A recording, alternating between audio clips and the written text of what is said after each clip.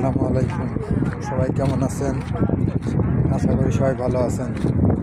আমাদের বাংলাদেশের মসজিদে শুক্রবারে নামাজ পড়তে গেলে জিলাপি নিয়ে মারামারি হাঙ্গামা ডাঙ্গামা লাগে।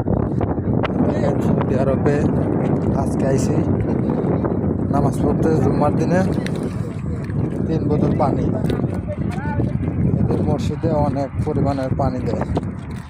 আমি ওই মসজিদে নামাজ পড়তে গিয়েছিলাম, ওই মসজিদে 3 বোতল পানি দিছে, নিয়ে যাচ্ছি বাসাতে।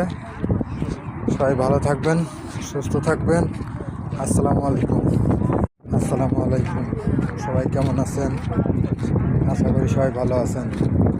আমাদের বাংলাদেশের মসজিদে শুক্রবারে নামাজ পড়তে গেলে জিলাপি নিয়ে মারামারি হাঙ্গামা ডাঙ্গামা লাগে। দেখেন সৌদি আরবে আজকে আইসি নামাজ পড়তে জুম্মার দিনে 3 বোতল পানি। এদের মসজিদে অনেক পরিমাণের পানি দেয়। আমি ওই মসজিদে নামাজ পড়তে গিয়েছিলাম, ওই মসজিদে 3 বোতল পানি দিছে, নিয়ে যাচ্ছি বাসাতে। সবাই ভালো থাকবেন, সুস্থ থাকবেন। আসসালামু আলাইকুম।